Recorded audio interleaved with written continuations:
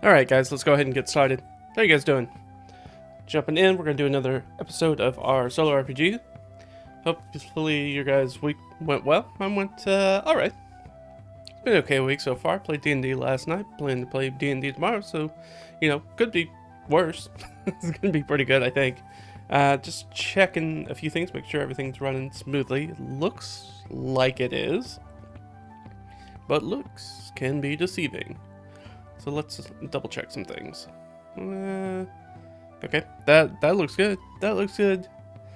That looks good. I think we're good. I think. We'll see. Still getting used to kind of streaming on YouTube as opposed to Twitch, so everything's a little different. But I think we're all right. So let's see. Anything else that we need to talk about, sort of right at the top? Well, this is big session 30, so it's kind of a milestone for us, so that's always nice. Let's see. Hopefully, I'm thinking, now that we've reached a certain point, I think I'm going to start sort of funneling the narrative towards sort of a conclusion, not like it's going to end in the next session, but towards, like, we're going to really focus in. Now that we know who Fargrim is, we're going to really kind of focus in on that, and I feel like kind of drive towards a finishing point. And I don't know how long that's going to take. That's going to be, as a solo RPG, that's going to kind of depend a lot on the dice rolls. But hopefully, what I found is that as we've been doing the solo RPG, the system itself and the sort of procedure casts a very wide net. And by that I mean, it kind of goes off in all directions. Kind of, we have a starting point and it kind of spreads out more in the circle as opposed to being sort of like a start to finish kind of affair. And so I want to try to move us towards, we kind of have a main plot, and we kind of have had a main plot pretty early from the start. So I kind of want to push us towards driving towards that, which is some refinement that I think really comes out in some products that came out after I had started the solo RPG stream. Things that I come out like the second version of Mythic GM emulator and things like that, that have a new sort of setup that's got a way to sort of push specific types of adventure threads when you're doing the solo RPG, rather than, because I think they ran into the same problem that I ran into, which is that it kind of sprawls in all directions equally. And so to try to keep it a little bit more focused so it feels like there's more of a narrative through line through the adventure. So that's something that I want to kind of focus on. Not sure exactly about the mechanics of how I'm going to do that. It may be something similar to the Mythic GM emulator. I'm not certain yet, so we'll have to see. But I think that's it for me. So why don't we just go ahead and jump into, I guess, our recap notes. Let me go ahead and throw it over so you guys can look at what I'm looking at. There we go. So we got these guys over on the left. Let's go ahead and make that fit. There we go. Do that, and we can actually move this back for right now. This is recap notes for 29, not 28. So, what happened last time? We're continuing on the Split Valley Oasis. This is basically our second week of overland travel, the back half of it. First half was pretty good, pretty rough. We ended up doing a lot more encounters than we thought. And so this was sort of the second week. And the first thing we kind of ran into was those star spawn grew. Which is just kind of ended up being a not too noticeable thing. We got some shoes out of that we ended up gifting to Rhymefire's Dragon Shield. That's just as a fun thing to just try to get them a little bit geared up, since they're going to be sort of Rhymefire's bodyguard. That Kobold, if you remember from the episode before last, who really went toe-to-toe with the party, just standing alone, trying to save Rhymefire, our silver dragon wormling, from us, not knowing that, of course, Rhymefire's there by his own admission, and not captured by us. So, sort of a failed cause there, but one that ultimately is going to serve Rhymefire better in the end, and serve the Dragon Shield better in the end, because they're going to have a dragon to follow, which is what they were looking for. Other things that happened, we had the Spire of Jet, that was that fiendish obsidian that's sort of sticking out of the plain, which was sort of just a landmark for us traveling west that we We did unfortunately at that point fail, and we needed to take a camp day. Not too much happened as far as our supplies are concerned. The only notable thing is that our mule, Leah's mule, and other animals were chewing through their oats, their feed. So we weren't sure if they were going to have enough to make it all the way there. We had basically just enough to do that, which is good. Other things that happened, we found some supplies, right? Did that. And we were able to find some of the restock on some of our rations and that critical feed, right? That we were looking for. And we arrived at Split Valley Oasis, or the outskirts of Split Valley Oasis, the trading town. Returning back there, it's been some weeks, probably close to maybe 2 months at that point, that trying to return there, which is sort of where we started the game, right? We started there with Leah's sort of rival there with Ott, our knoll guide, wilderness guide, basically, explorer.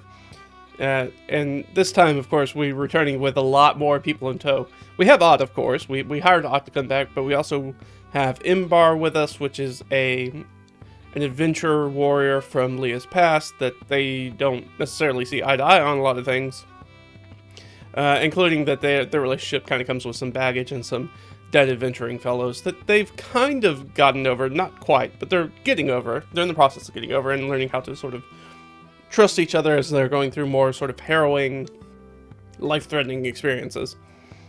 Other things that happened, so we stopped at the outskirts. We realized, we took a thought and we're like, oh, well, we can't go into town because there's the cult of Narimana was in there, and there is likely that, word of us might get back to, people know who we are in that town, so word might get back to the Chimera back in Carjuntan, which we don't want. We want to keep our location as secretive as possible, or at least that was the plan. Spoiler alert, that doesn't happen. Right, we make a big show. People know we're here. The group makes some decisions. But they end up sending Imbar and Delg into town to resupply, but to buy more rations and things like that, to resupply our feed for our animals and our rations. Things that Leah and Ott can't do, and other members of the group like Omer can't do, because they're known in the town, because they stayed some time in the town and have done some adventuring in the town, so they're recognizable. But those two are not. Right, so we sent them, and then we're like, oh, well, they'll just catch up with us, they know where we're going. So we headed out, and unfortunately, they caught up with us and got all those things, but we also ran into Gimbal, which, if you remember, is sort of our halfling slaver sort of friend, sort of patron. And we found out that he is not happy with us, which makes sense, because we found out later on that it seems that he was brokering a deal that Norcruth, when Norcruth had captured Rhymefire and was trying to sell him to the Ghast, we found out that Gimbal was the person who, of course, brokered that deal. We screwed that deal up, and then Gimbal's men we came across later outside of town, outside of Carjuntan, trying to retake Rhymefire, and we found him in battle with them, and ended up killing some of Gimbal's men. And as far as we could tell, we got away with that, but it doesn't appear that he had some suspicions about who it might be, and we had really bad poker faces, and he felt like he got the social cue confirmation through that. Fortunately, we had an interrupt event, which was the number of slaves that were in his camp escaped, using us as a distraction. So he and everybody else, right before basically we were probably going to break into a really nasty combat encounter that we really didn't want to fight in. Thankfully, they all bailed on us to go chase after those slaves, which is good. The problem is that then we took it a little bit too far, and we decided, Leah threw rolls of the dice, and the situation decided that, hey, well, if Gimbal's not going to be a resource for us, we might as well burn that bridge totally.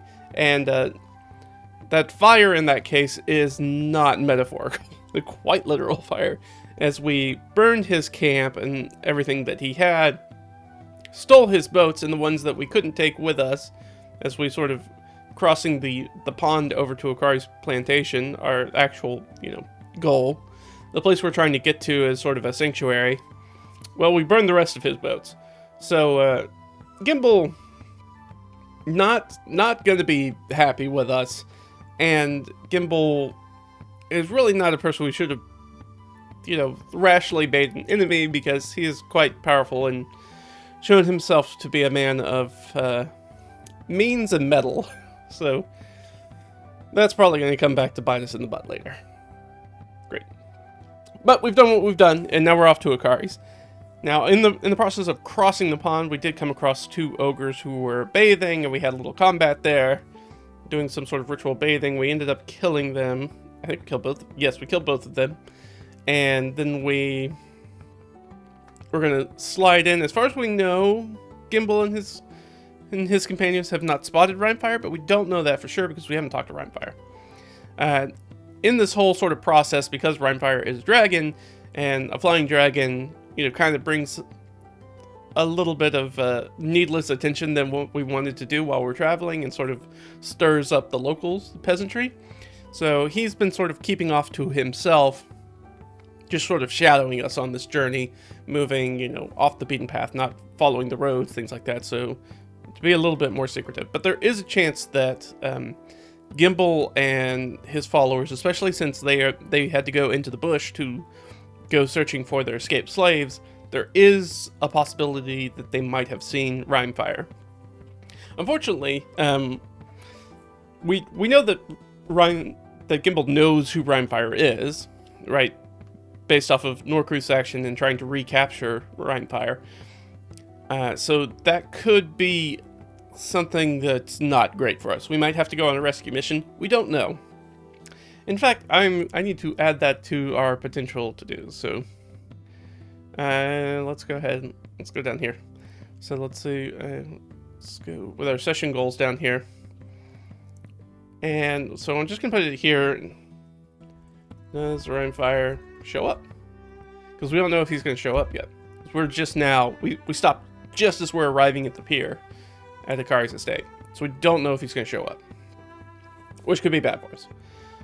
So yeah, we are going to, we also need to ask about the dead traveler's wagon. I think that's down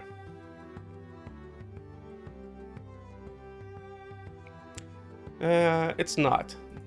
But let's go ahead. We'll go ahead and add that. So we're going to need to ask about the dead travelers and wagons. Because again, we had some people with some religious iconography, or carrying religious items, but didn't have any sort of symbols on them. They seemed to be traveling maybe in secret. But clearly with a sort of a weird collection of objects and wealth. Being that we had one person who had a whole bunch of wealth on them, and then these wagons that didn't have a lot of wealth in them, so I think there might have been something secretive going on. We're not really sure. And let me check the money. I believe we paid Odd and Imbar last time, didn't we? We have the coin. If I double pay, I double pay. That's fine. So we'll take it. I'll take the L there. So we'll double pay. Paying Odd and Imbar out. And then I'll let her have sort of a little extra bonus. I'll maybe lessen the DC because she's probably going to make a charisma check here to try to get Odd and Imbar to stay on in a non-professional capacity. Because now they're affiliated with Leah and her group. They're probably not going to be left alone. Like, they're going to be hunted as well. So they're in for a penny, in for a pound. They are kind of stuck with them by circumstance. Unless they really try to get lost. But I don't think they will. So yeah, in our next course of action, potentially take Rhymefire to the Water Myrmidon Shrine. Maybe. We have to find a home for him. Now, the thing is that we know that Gimbal and Norcruth both know about the Water Myrmidon Shrine. Because we were there with them when we were hunting the Water Myrmidon, the corrupted one, and tracking it down and dealing with it. But as far as we know, that they they're not going to pull any relation between Rhymefire, Dragon Wormling, and a sort of like old cultish, old, natural cult folk religion grotto. I don't think, right? There's no strings that tie those two things together, other than they're potentially both in the same area. But that's only going to matter if they know if somebody spots Rhymefire, which they may or may not. So we don't know. All right, but I think that's everything from the last. We do have a couple of to-dos, sorry, that we need to take care of. I need to update Leah's sheet. I'm going to do that right now. I'm going to put it down here that she has the Wand of Magic Whistle. And we need to update Gimble's NPC info. Let's do that while I'm thinking about it. Because we need to update him to show that he is now no longer our friend. For sure. We were definitely sort of amiable acquaintances, and that is no longer the case. So we should update that. We busted his brokering of Rhymefire's sale to guest, whose name we don't know. And we also killed some of his men. And we also burned his camp to the ground. And I'm gonna put this down here that he's aware it's us. And up here, with breaking the deal, he's aware it's us. That we're responsible for both of those things. And I might as well, just to be thorough, he is aware it's us that burned his camp to the ground. And his boats. Okay. Alright, well, we updated those. Great. We're in a great position already. Things are... Leah... At some point, Leah has to decide if she's the drama or not. It seems like she's the drama, at least right now. But... we'll see. Alright, and I think we're good there, so we can pick up now with session 30 at our start. Alright, so where we stopped off last time is we are literally, these boats are pulling into the pier at Split Valley Oasis. Here, we pulled up. So we're pulling in right here. We're pulling into the sort of wet marshlands that this pier that kind of juts out into the oasis itself. And right, this is a large plantation building that is surrounded by a lot of rice crops, a lot of rice paddies and things like that. So we're sliding into there, and we are coming in. We know that there are a number of people at dock. So let's give us a perception check. We have, I think this is, I don't think she gets advantage for this one, so I think it's just straight to see if she sees it. If she can see, she's trying to see if Akari's there. Well, she definitely failed that, so we don't know if Akari's there, but let's ask, because they're about to pull it. Is Akari there? Akari is there. Probably brought... There's actually probably a number of people on the pier now. Sort of brought in specifically because... Well, frankly, there's a gigantic fire on the other side of the oasis, right? There's a big plume of smoke at this point. As we've been burning boats and burned a camp. And there are, probably 2 or 3 boats. Probably 3 boats. Sort of pulling up to the pier. And I think, at first, there's sort of there's some hand waving, and I think it takes Leah... Actually, it's probably not Leah, it's probably... that sort of leans over and sort of to her and sort of points out Akari, who is waving towards them. Sort of moving, kind of pushing through the throng of people towards the front. And they sort of... These boats start to slowly glide in, they toss mooring lines, and they tie them off to the pier. And they get out of there, and Akari sort of like holds his hand out and sort of helps Leah out of the boat onto the pier. He seems obviously sort of concerned because we're rowing directly from where there's a big fire. Are you alright? I didn't even know you were here, Leah. I didn't know you were back in Split Valley Oasis. And she kind of sighs and kind of looks back at the fire, looks back at him. You know, I'm okay. We're all okay. Thank you for asking. I think we have some things to talk about. He kind of looks. Of course, yeah, please. Everybody, help disembark, carry things. We'll get your animals into the barn. We will bring you in. Get something to eat, right? Come in, please. And we'll talk. Catch me up on what's going on. And so there's this sort of thing where everybody's sort of coming together and everybody's sort of getting things arranged. A lot of the, we're going to say,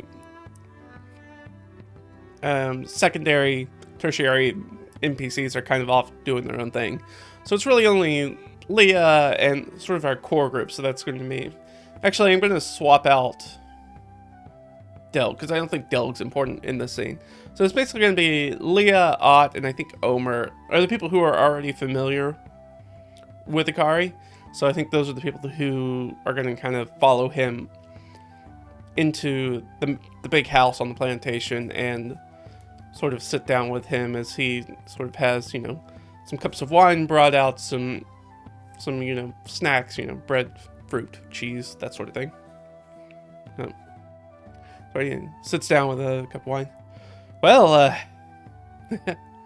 Campy said you don't know how to make an entrance.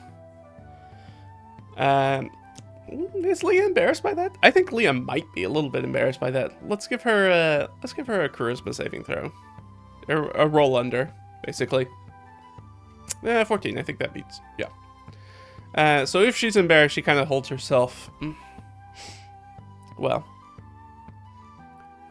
And she sort of apologizes. She's like, well, not the way that I wanted to make the entrance, but the needs must, and here we are. Unfortunately, Akari, I don't come with a lot of happy news. I, in fact, come seeking your aid. I have, and she kind of like pulls into her bag and sort of pulls out Akari's family heirloom, his ancient longbow, and sort of sets it on the table in front of her. I'd like to call in your favor. We need help. My people, the people that are with me, we're being hunted, sought out, killed. We're still trying to understand why. We know who, at least in some small part, but we don't know why yet. It has something to do, as you know, it has, I know you've talked with Omer before, something to do with the research we did at Riverside Conservatory. That research that got debunked for whatever reason and got us blacklisted and had us lose our livelihood and our passion. And we need to find the source of it. And all the people that are with me are people who have been affected by this. Those that are still alive anyways. And so we had to get out of the city. Because we have... At least the enemy we know by name is in the city and seeking us aid. We have been met by brigands, by assassins. We've been chased, harassed, attacked at every angle. And we need... Akari, what I need from you is a safe place. Can I trust in you to provide a place for these people while we get to the bottom of what's going on, while we find a way to make it safe for these people, for us all to sort of be in the world again?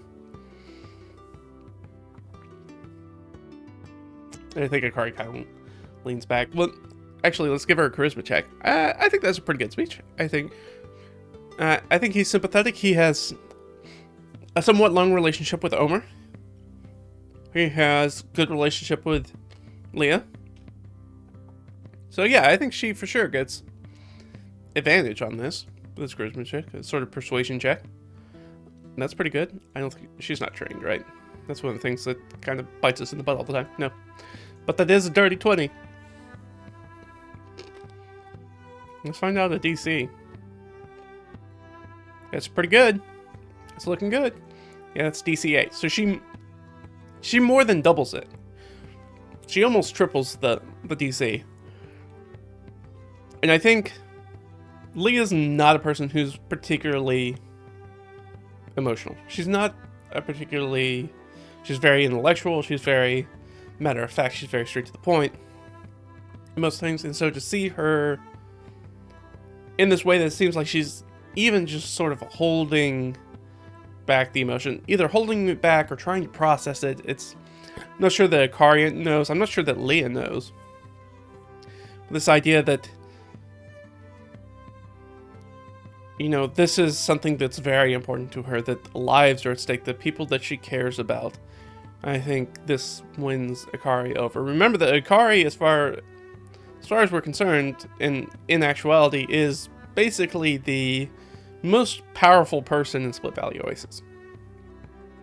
Like, he has built this trading town up from nothing. He owns this rice plantation. He has turned what is kind of this speck of marsh and craggy, almost desert-like locale into a, you know, thriving breadbasket, at least in his little portion of it. And right, he's got a lot of power and a lot of wealth, not in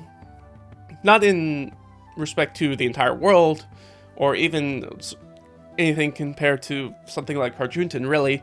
But in this specific area, he holds a lot of influence. And he is the primary person that we want on our side. And like we said in sort of the last episode, he is maybe the only person who can stand up against Gimbal. Which we should probably get to. You make, Leah, you make a plea, and I know it's serious. If you're offering the bow back to me, I know it's serious. I gave it to you because you helped me and my people in time of need, ensured that we were able to plant the rice crop, that we were going to make sure that we made money, that people were going to get fed, that life would continue to go on here. And I know you wouldn't lay it in front of me on this table if it wasn't a serious request, if it wasn't a dire request.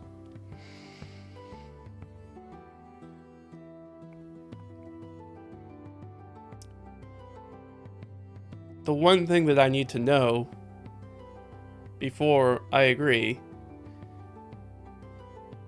just so I understand the totality of what you're saying, what happened on the other side of the lake? And I want to make it clear. You told me Gimbal was going to be gone, that the camp was cleared out. And yet, some weeks later, he's back. And now, you show up at my doorstep, his camp across that lake, on fire. What else do I need to know? Whew. With Leah, I don't think Leah would lie about it. I don't think that's going to serve her interest, and I don't think she would maybe even do that anyways, even if it wasn't going to serve her interest. Even if lying would serve her interest, I mean. Yeah, I think she will explain. I'm willing to reveal all that to you. It is your right.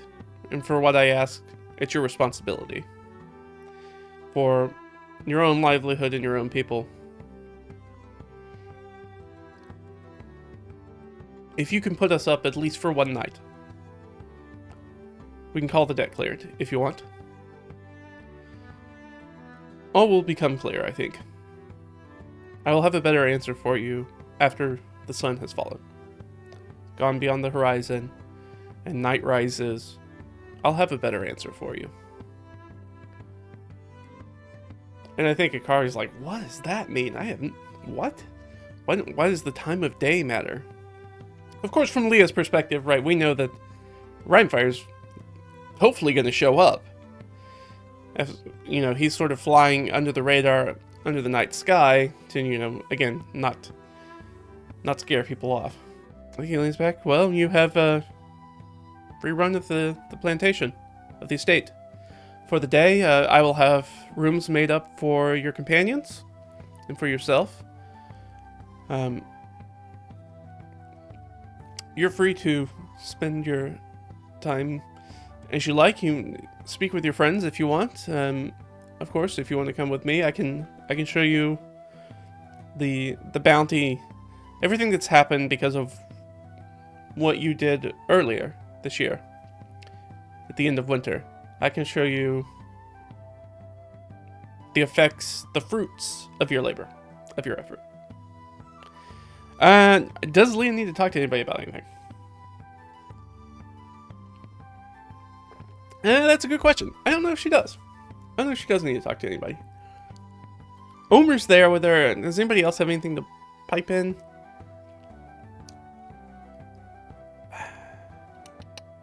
Yeah, let's look at our threads real quick. So we're gonna do this. We're gonna ask about the dead travelers. We can do that on the walk if we take that walk.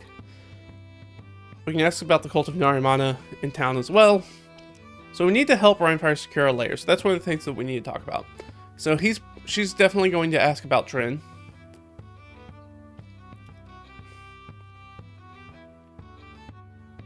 We're no longer searching for Rice. We know where Rice is. Rice is with us.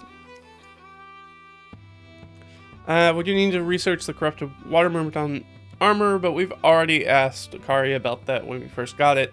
We know that he doesn't know anything about it. So we still don't know who was impersonating Harrow. I mean, it could have been Fargrim. We don't know that. Oh, that's what we need to do. So I think she agrees, yes, but she does need to have that conversation with Imbar and Ott. So yeah, I think that's where we'll start off. I think he agrees, she agrees, sorry, Leah agrees that she'll meet with, if Akari can give her an hour to sort of get things settled, she will meet up with him and they can take a walk around the farmland, around the paddies to see everything and have maybe a little bit more private discussion. I think he agrees and leaves. And I think Akari pushes the bow back across the table to her first. Keep it for now. Once night comes and all's revealed, you tell me everything that you have, all secrets revealed. We'll make a decision there, but you're free to spend the night. Right, as guests of my house. That's. She kind of dismisses everybody else to get their arrangements made. She kind of like puts her hand on Ott's big mangy claw. When you have a moment, would you gather Imbar and bring her back here, so I can speak to both of you and, of course, pay you? That's kind of just nods and gets up to her 7-foot-tall, towering stature and ducks through the doorway and out. And I think Leah sort of, for the moment, sort of left alone at sort of this grand table in the hall with a cup of sort of rice wine in her hand, just kind of turning it as she thinks about the things that's happened and the things that are coming. A little bit of time passes, and Imbar and Ott return. They sit down sort of across from her. She counts out gold pieces and slides them across the table to him. Of course, we already paid him from the sheet, but now we paid them in character. Thank you both for your service. We definitely could not have made it here without you. That said, unfortunately, I think by nature of circumstance, you may be stuck with us, at least for a little while. We'd be happy for your help. You both bring so much, and we know that there are probably fights to come, sooner maybe before later.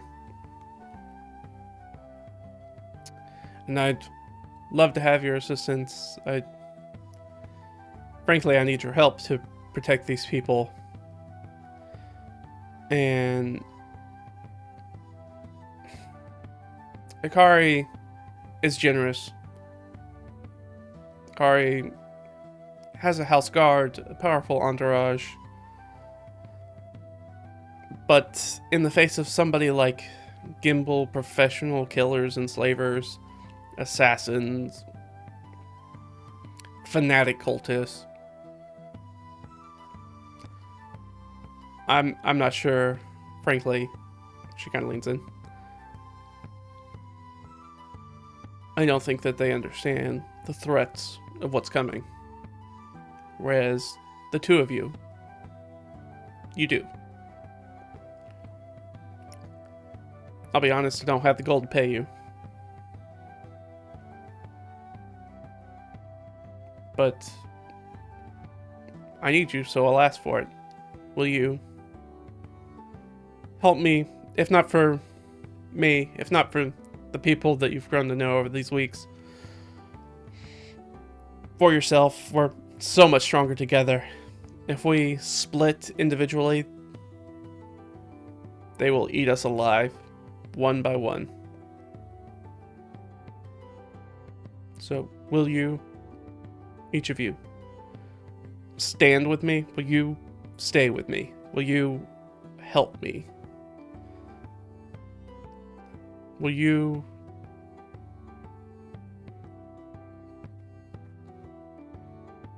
you answer the call? Will you cling together so we don't fall apart? Well, let's give her a charisma check. Again, I think I'm going to give her... I think it's a pretty impassioned speech. I think it's a passion. So, I'm going to give her advantage. I mean, they are in that boat. They are victims of their own circumstance. Alright, that's pretty good. It's 19. I guess we should probably do them individually. Let's do Imbar first. Imbar is probably the one who's least likely to go along with this.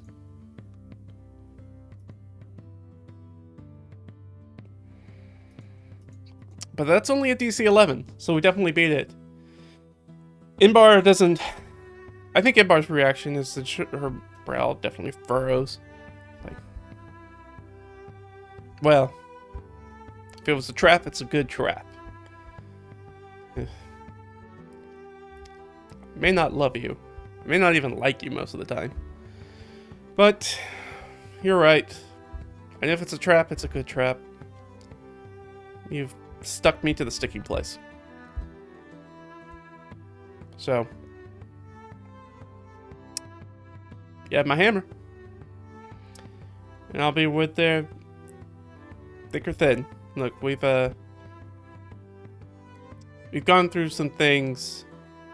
We have some old things that we've gone through. Some hurt I held on to for a very long time. Leah nods. She herself feeling a lot of guilt about their previous companions dying. A blame, of course, that Imbar put on Leah, but Leah did not feel was warranted. Needless to say, their previous expedition did not end amicably. But now they're sort of back in it.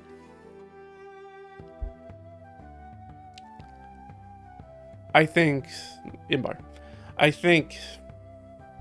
in these past weeks, you've proven me wrong. I've seen your mettle. I've seen you face down death again and again to kill, to save others, to protect those close to you. And the stories that she kind of much over to Ott, she tells, the stories that the others tell of your rescue of other people. I had you pegged wrong. I was blinded by that hurt. I apologize. You are made of stern stuff. and I'm proud to call you my companion again. No, there's some tears. Let's just roll out. Like, is there a little bit of misty eyes? Yeah, there's some misty eyes in the room. Probably between Imbar and Leah, given the sort of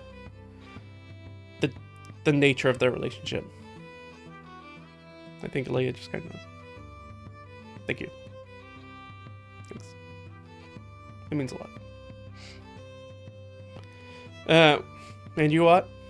What of you? Alright, well, let's roll our DC for Ut. That's very high. It's a 19.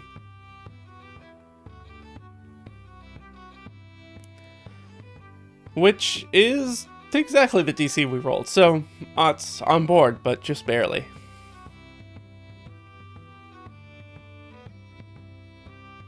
I think she sort of like curls her muzzle. It's not in my nature to get involved with these things. It's not good for business. It's not good for me. But I think you're right. I think if I walk away from this, I'll live my life with a target on my back until I die. Until one of them catches me unaware. It's not an if, but a when game. I think my only way to survive through this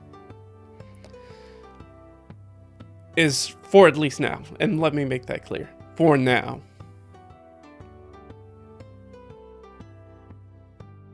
I'm with you. We'll see this through. Now, we might find a breaking point. At that point, I may take my leave. But for now, you have my word. I'll be here. You have my bow.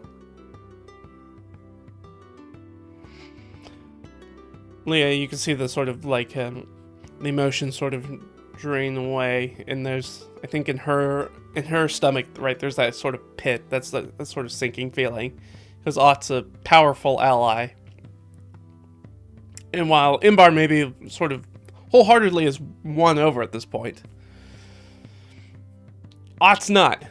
It may be a difference of species, a difference of rearing, a difference of life experience, the solitary nature of being a guide and an explorer, and being like a Knoll, somebody who already lives on sort of the outskirts of society and civilization, who's not maybe as used to depending on people like that, that's still kind of standoffish, I think. And so Leah kind of feels it as a half measure. And I think she feels like she can depend, obviously she can depend on Ott, right? But this is the first time she's going to be depending on Ott, where Ott's not getting paid, basically. And that's new, that's scary, and Ott makes it clear that that's not a forever arrangement. Subject to, change. Subject to change at any point. They have their conversation. He says, well,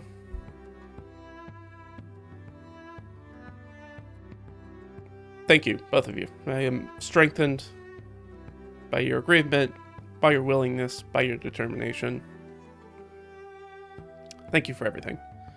I told Akari I would speak with him, so I'll have to take my leave, but the two of you get your rest.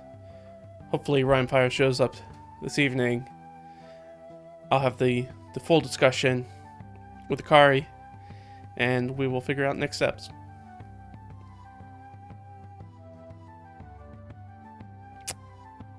Again, thank you, both of you. I think she sort of gets up and sort of like straightens herself a little bit, and excuses herself back to her room just to sort of compose herself, and then goes out to find Akari. So, you know, she probably finds Akari, probably, you know, 20 minutes pass maybe between her going back to her room, getting things set up, getting arrangements made, composing herself after that very difficult conversation to now go with Akari and ask some other questions as she sort of takes the tour of the plantation, seeing the rice fields that, you know, are only planted because of what she did earlier this year. As she sort of tries to figure some things out and also bides time for the sun to fall and for our dragon wormling Rhymefire to swoop in and appear, so they can have the full conversation as to what they're about to ask Akari for his protection and support. So Leah sort of makes herself up, composes herself, goes and finds Akari, and the two of them have sort of a leisurely stroll around the rice paddies of the plantation, looking at things. But there is sort of this uneasy sense. There is this sort of... That sort of scene is undercut by the pillar of smoke that's on the other side of the lake, right, from us. Right. We're here. That pillar of smoke's over here, right? It's not very far away. And it's the one thing that sort of cuts through the horizon, which Leah is sort of tap dancing around for the moment, trying to kind of not talk to Akari about, because she doesn't want to bring it up till tonight, till she can kind of sit down and have the full conversation with him. So they take this room, they have the discussion with Akari, she has a discussion with Ak and Inbar, who both agree, at least for now, to stay on unpaid. Sell swords that, you know, for mutual existence, basically, need to hang together with the rest of the group for right now. And let's go down. So we have some things we need to talk about, right? So let's do that. What are the things that we want to talk about? So we have that. We have the discussion. We need to. So we'll have the tour of the grounds. Akari. So what's the first thing we need to talk about? The first thing we want to talk about is Drin, right? We know that Drin. We want to get an update on Drin. So Drin's keep is down here. And that, as far as we know, is the closest place that we can get to that's going to lead us to the Water Myrmidon's that abandoned shrine, where we're thinking that we can maybe rehome Rhymefire, potentially as a safe haven. So we kind of want to get a 411, try to get some more information about Drin. Like, what's going on with him? Is everything good with him? You know, we just kind of passing. And I think she's going to try to pass it off as sort of pleasant conversation. Like, hey,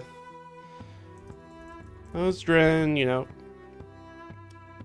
Yeah, is everything good with him? So we'll let her have a just straight up charisma check, right? It would be a persuasion check, but of course she's not trained in persuasion. No advantage on this. This is just making conversation. Oh, that's not very good. That's very bad, in fact.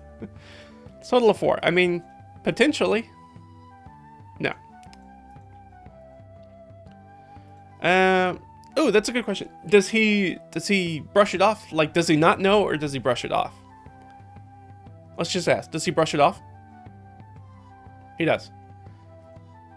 He seems... Akari's like, oh, I don't... Drin is fine, I think. I haven't spoken to him in some time. I'm sure he's fine. I'm more concerned with, you and my own endeavors, frankly, Leah. To sort of walk through the fields. Why do you ask? Now maybe he's suspicious. So I think Leah's gonna try to brush him off. Yeah. We'll check, but I'm pretty sure. Yeah. It's only 16. He's like, oh, you know, just checking in with one of the people I know in the area. We passed through his keep and stayed there last time we were here, so I was just wondering if you had any news of him. Might go visit him. Not sure yet. How's Drin? Unknown. We'll say Akari brushed off. So yeah, as they continue, oh yeah, I see that the The rice fields are planted. Oh, everything looks great. It really seems to be coming into its own. It's a credit to you, Akari, and it's credit to your people. The fields look fantastic. I'm happy that the little bit I could do those months ago are proving fruitful for you. Literally, I suppose. The fruit of the fields. Now, I didn't stop by the trading post, the town proper, on our way here. What was going there? What is, I remember that I saw some strange people bathing in the oasis with strange robes. Some sort of cult. Are they still here? Is that an issue? This is obviously a deception. She knows exactly who those people are. And not a good one. Not a good one. So, I mean, we'll check the DC, but that's almost certainly a fail. Yeah, it is. It's an 11 still. So I think Akari kind of gives a sort of like knowing smile as sort of Leah sort of... Again, not really Leah's strong suit. And talking's not... She has a natural charisma, but she's not a particularly good speaker. So I think she kind of fumbles her way through this sort of childlike deception ploy, and he kind of smiles. So the question I really want to know that we need to ask the Oracle is, have they been asking about Leah and or some of her companions? They have.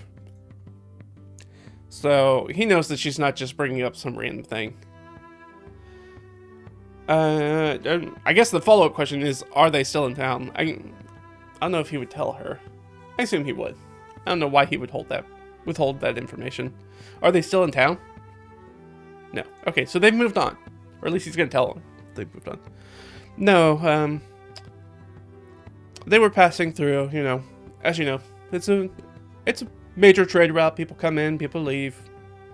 People do those things. They stayed here for some weeks. Another group passed through here not that long ago, strangely enough, asking about you and your companions.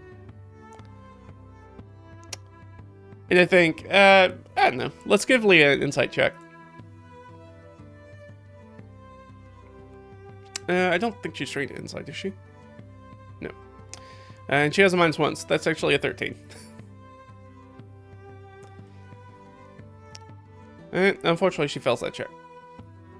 So she's going to continue doing her childlike ploy, deceptive ploy. You're like, oh, really interesting. Do you know what they were asking about?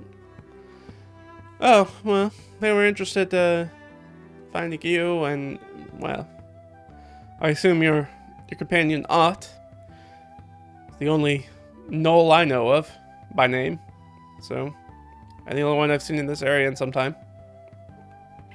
So I assume looking for the two of you. They're both pretty easy to pin down, and Ott for the obvious, and you for the kind of motions to the long scar that's kind of across her face. Yes, I do. Stick out like a sore thumb, I suppose.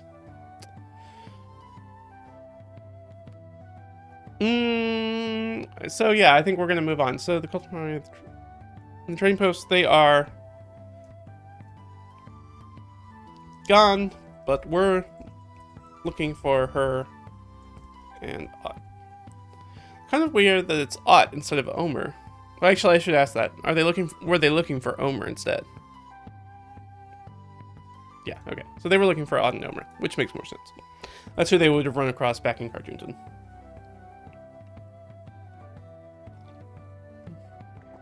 We'll sort of had those dealings with her because Ott was away doing her own thing during that time.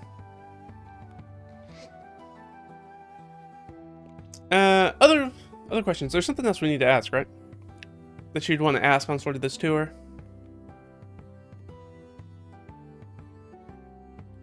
I feel like there is something, but I am struggling for the moment to think of what it would be.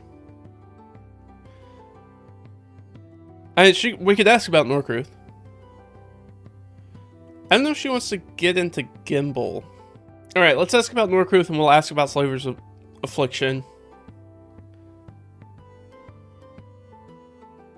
And I think that's probably where we'll sort of end that. And then we'll see if maybe Akari has any questions for her.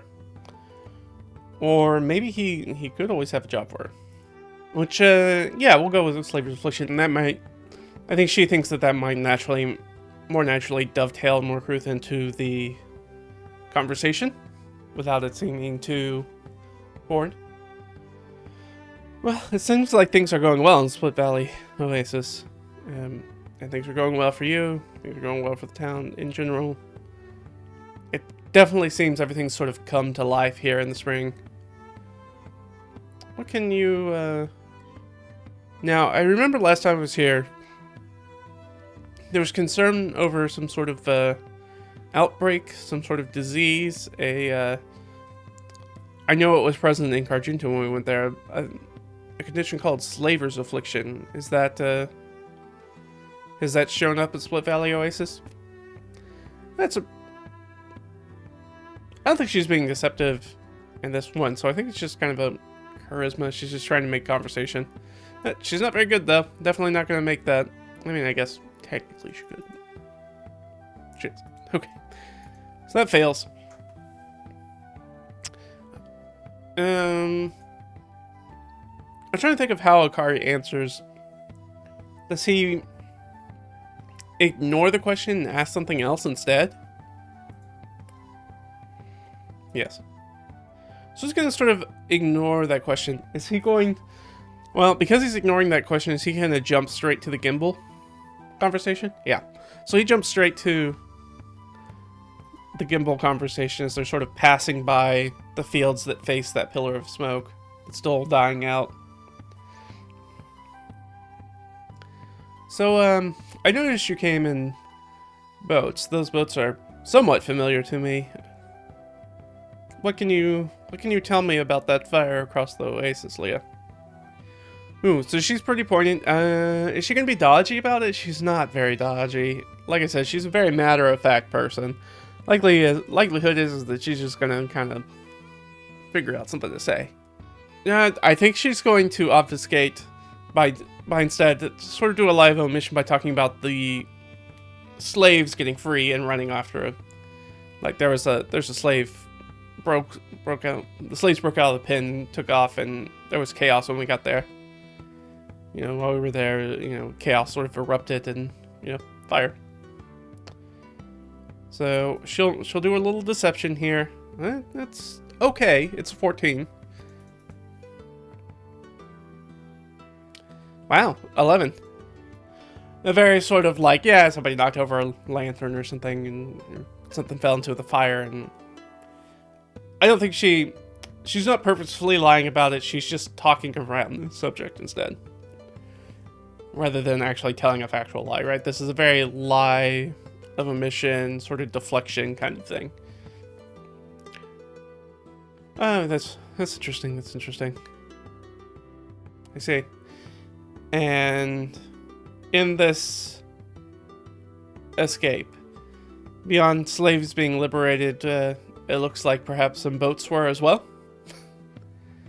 So, yeah, I think she talks around it, but I think it's very clear, like, they showed up in boats that he's familiar with. And so he's just kind of, in a very polite way, asking, hey, did you steal these boats? Alright, Leah. What are you going to say? Are you going to talk your way out of this one? You're either going to have to tell an actual lie at this point, or come up with some sort of way to deflect.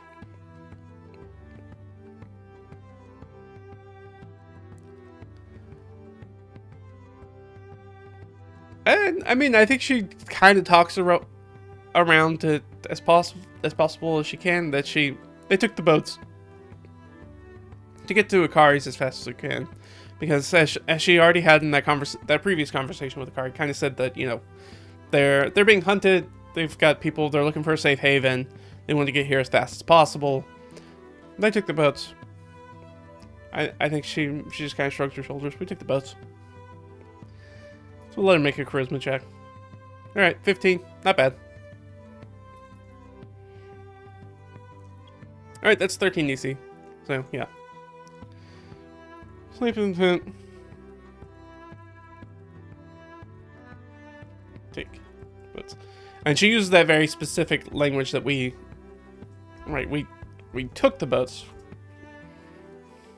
We took the boats. She didn't say we stole the boats. She didn't say we borrowed the boat. We took the boats.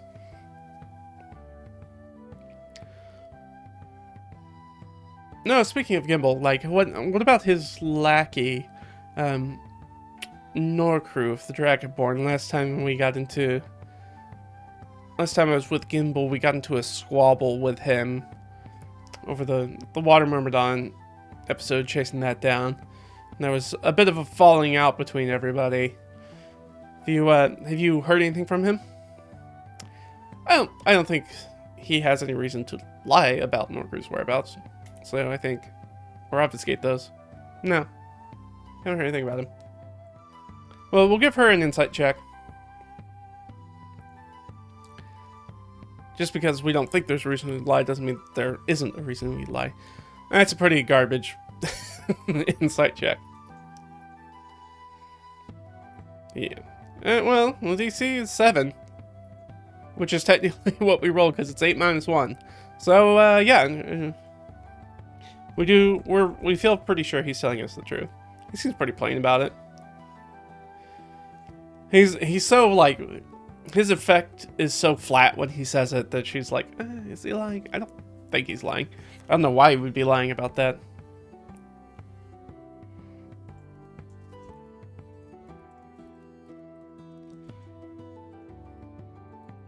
So, as far as we know, he has not seen or heard from Norcruth. I think at that point, the tour kind of comes to a conclusion. It's probably later in the afternoon at this point. Well, it's lovely to see you, Leah. I'm glad you're here.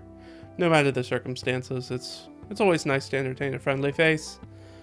Of course, you and everybody will join me for dinner. I've already had the staff slaughter one of the animals, and we'll have ourselves a nice little feast.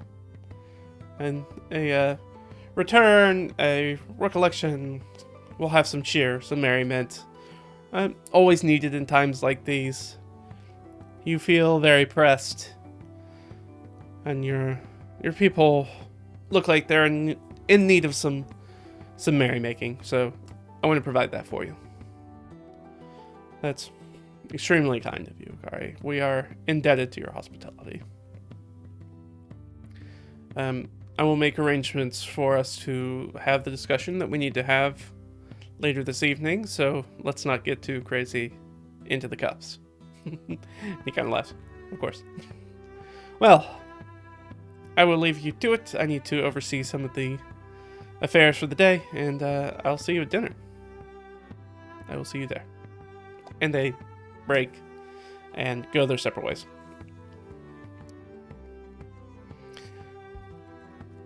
Yeah, I think they have a very pleasant evening. I think people raise merriment. I think there's, right, it's just a random cause for celebration. People are in there. People are having fun.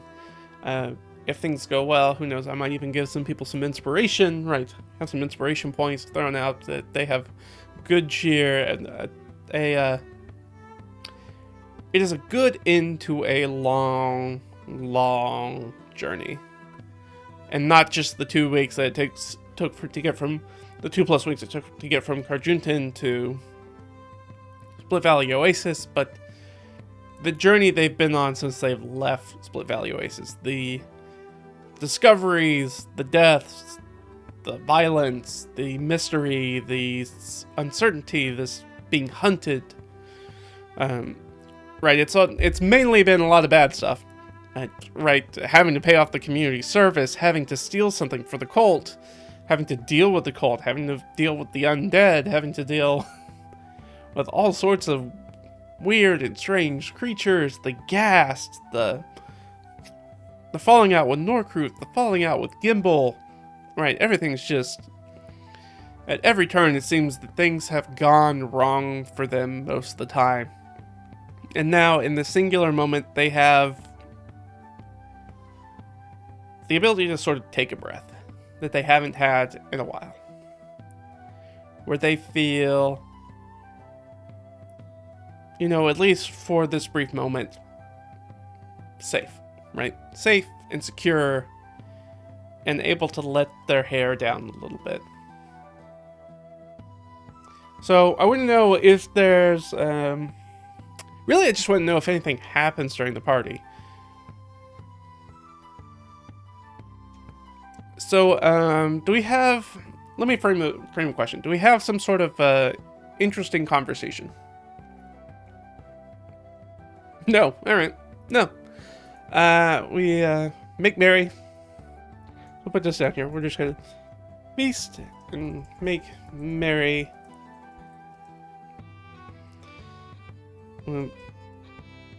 Akari's household. Right, I think he brings all the workers in, all the people in. They set out tables in sort of like the courtyard, like Bailey area in front of the plantation, long tables and benches, and they break open some barrels of rice wine and cider and things like that, and some wine, and they have a party. That's what they do. They have a party. I'm trying to think. Sorry, I'm trying to think if I want to make a roll to see whether somebody from Gimbal shows up to sort of bring down the festivities. So part of me wants to know that they can have a sort of moment, and that way we can have the discussion and Rhinefire's arrival and do those sorts of things if that's going to happen. But it's significantly more dramatic if somebody shows up. Especially if it turns out that Rhinefire's not going to be there.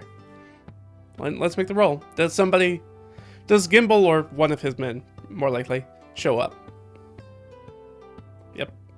I'm just gonna say someone from Gimbal's camp shows up. And I think at that point, this is really a good place before we jump into that I'm gonna take a short little bio break. Do all that good stuff. We'll use the bathroom, get a new drink, and come back, refresh, and we'll jump into, because let me set the scene. So there's merrymaking, there's music that's going on, there's playing, there's people laughing and dancing and eating and drinking and making merry, lots of fun and conversation and games people are playing. There are sort of torches, and right, it's all outside and under the stars. It's very sort of like lovely, right, that the spring's giving away to summer almost, so it's kind of a pleasant, cool evening, but not cold, right? Just enough for like maybe like a light jacket, something like that. So it's really kind of nice. And then there is a report of heavy knocks on the gate, of urgent knocks on the gate, and the music kind of stops. It dies down, and people sort of turn their attention to the large gates at the front of the estate. And another bang, bang, bang on them. And yeah, I think that's where we're gonna leave it, and then I'll take my break, and then we'll figure out what that's all about when we get back. All right? I'll be back in just a second, guys. Bye. All right, let's hop back in. Got myself a drink, use the bathroom, we're good to go. Alright, boom, boom, boom, rapping on the gate. Everything sort of dies down. People kind of look expectantly at the gate. I think Akari looks at the gate, looks at Leah looks at Akari. Everybody kind of turns back towards the gate. Akari sort of composes himself and sits down at sort of the high table where he's been sitting. Sort of motions to one of the servants to address the gate. Sort of open it up. Who is on the other side? So we're pretty sure it's one of Gimbal's people. But the question is I guess the primary question is it Gimbal? I don't think it's Gimbal. I highly doubt that it's... Well, not highly. -3. Is it Gimbal? No. Alright, so it's not Gimbal. It's one of Gimbal's representatives. Now, is there more than one person? I think that's extremely likely. Yeah. How many people do we want to say? I want to say, like, he's going to send a good number. I'm going to say, like, maybe 2d6 worth. Alright, so almost a dozen people. There's sort of 11 armed sort of men, women, etc. Rough-looking people, ready to do some violence if need be. They're there. Now the question is, are they asking specifically for Leah? Probably. Yeah. So there's sort of a hush conversation that's being happened at the gate that nobody's really aware of, right? Where everybody's kind of far away, and sort of like the table making merry and all that stuff. So I think that person sort of closes the gate and sort of runs up to the front, up to Akari. There are a number of people here from Gimbal across the lake, seeking. They want to know if. Looks like he seems really uncomfortable, like how to explain what's kind of going on. They are looking for a person named Leah, and some of her companions, a knoll, some warriors, a number of other people, associated people, group of about 8 or so. I think Akari is like, that's pretty much what I expected. Kind of leans back. And did they say what the nature of their business was with these people? Yeah. What do they want? Let's just ask the Oracle. Like, are they just wanting to speak with them? Is it just a word? Yes. Okay. So they just want to speak with them. They're not necessarily trying, as far as we know, trying to drag them away. Yes. They want to speak with them. Leah, the Lady Leah, preferably.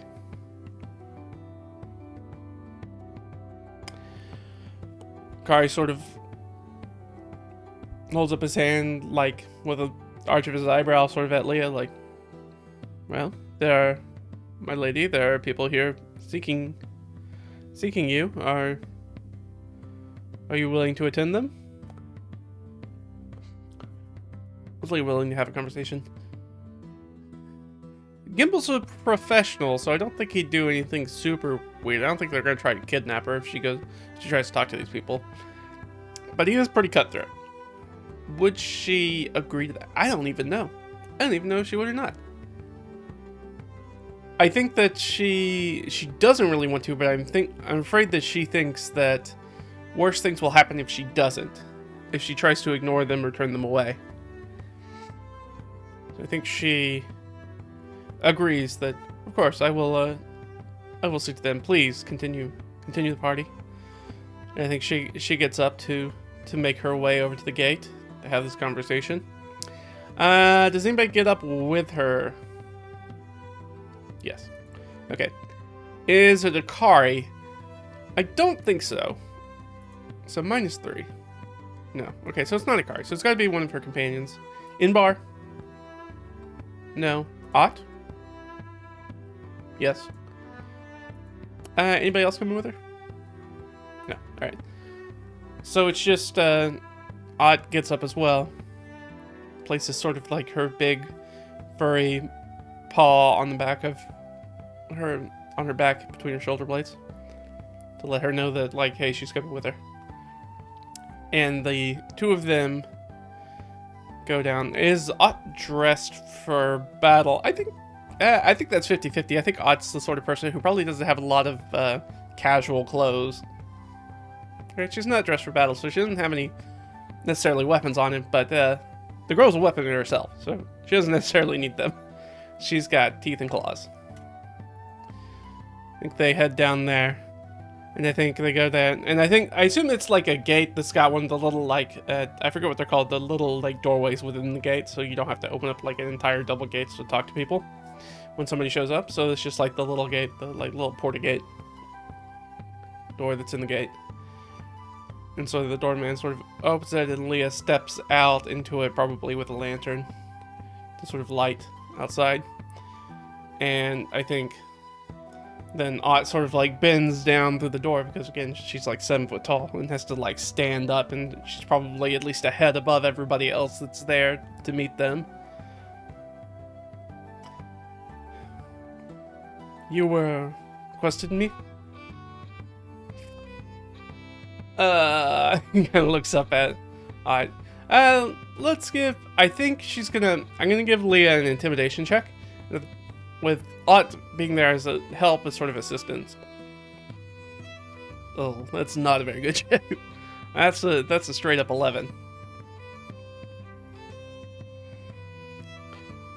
I mean, unfortunately, it was really close. It's a 13, but it is a failure. So I think they're initially taken back by Ott's size, but then there's a lot of them, and nobody else came through the door. So it's just the two of them. So that's like a 5-on-1 situation. So the odds are pretty well stacked in their favor. So then they feel, right, their numbers give them confidence. Yes. Our master Gimbal. And I'm trying to think, does he ask for her? Well, they said that they were going to just talk. So are they delivering a missive? Do they have like a letter for her? No. Okay, they don't have a letter for her. But we did roll a 10, which is an interrupt scene. So I do want to clarify, as they're sort of having this, so it's not that. So do they have like a list of demands that they're going to like verbally say to him? Yeah. Okay. I assume it's going to be payment for the things, like, again, at the end of the day, Gimbal's sort of a businessman. So I think at the end of the day, he's going to be like, hey, you're going to owe me quite a bit of money for damages, for, the fire you set. But there is an interrupt scene, so I want to know if that interrupt is rhyme fire. Technically, yes. That would be an interrupt scene. Ooh, which makes me think, is rhyme fire being pursued? Yes, okay. What sort of natural creature might pursue rhyme fire? Again, rhyme fire's a dragon, but he's a wormling, so he's only medium-sized. So maybe some other sort of flying thing, maybe some sort of... Yeah, it'd have to be some sort of flying creature that's going to be chasing him, right? That's a good question. I don't know what that would be. Let's see. What level are we? We're level 3, right? Yeah. Okay. There's some sort of level 3 creature. Wait, now we got immediately a lot going on. So we're level 3. Probably gonna bump this down because again, we're not really expecting a fight. So, well. I'm not gonna worry about that right now. Let's assume, let's say it was the full party at full strength. Like, what are we looking at here? And let's do a filter. So we want something, something grassland, maybe something desert, but also maybe something coastal or aquatic, because that's sort of where we're at. Is sort of an oasis that's in this sort of like scrub area. I'd probably also add hills. We're right there. These are up here too, right? Or maybe I'm just missing it. I thought there was a hills one. Maybe not. Okay. So what's going to make sense for her then? I'm trying to think of who's going to be chasing rhyme fire, because that's going to be really important really quickly.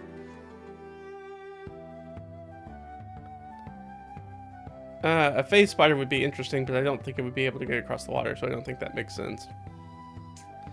The sea hack, again, funny, but I don't think that makes sense. So what could be chasing them? Crocodiles or sharks? Very cool. I'd like to use an aquatic creature, but how would they attack a flying creature? Ooh, an air elemental. That'd be good. We know that there are elementals in the area, obviously, because we fought one at the very start of this campaign. Yeah, let's go with an air elemental. Why not? All right, so we're gonna have an air elemental. So as they're having sort of this conversation outside the gates, all hell sort of breaks loose. Ironfire arrives early in combat with an air elemental. So, all right, we're gonna have a lot of things going on. This is gonna be kind of breakthrough. It's gonna be kind of crazy. So let's get ourselves sorted.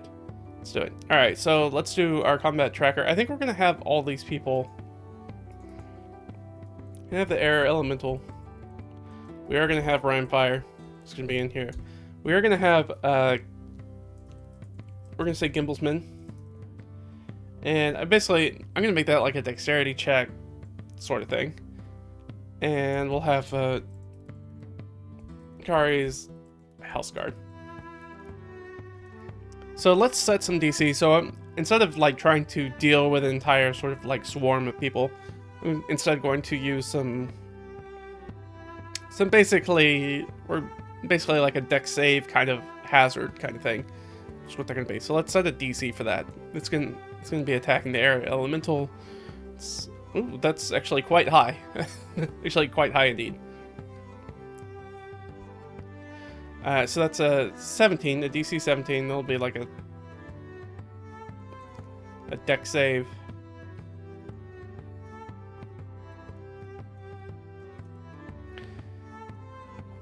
And for the other one, Akari's House Guard's actually very low. Which makes sense. I mean, Akari's House Guard are not monster hunters. Not hunting the monsters. Monster hunters, but Gimblesmen definitely are. 07. And then, but I think their damage is going to be about the same. And I think, let's just do static damage. We'll do, we're like 3rd level, so 3d6 plus 3. We'll just use, ooh, we rolled really well though. And I'll just use the same for both of them. So 19 points. Well, let's roll again. Let's roll again. They're a separate thing. Let's roll. Yeah. 9, 10, 11, 12. So we'll just do that. Which we all may be subject to. That's not just necessarily them. So I know those guys are definitely going to go at the end, just to make things simple. Okie doke. So let's get some initiatives. For Leah. No. Alright. Leah. For Ott. Just gonna kind of go in the middle here. For Imbar. And then for Delg, who's got a big old dex of 0. Well, after. Okay. So that's sort of our arrangement. So I think it makes sense to sort of start this as Rhymefire arrives. Ooh.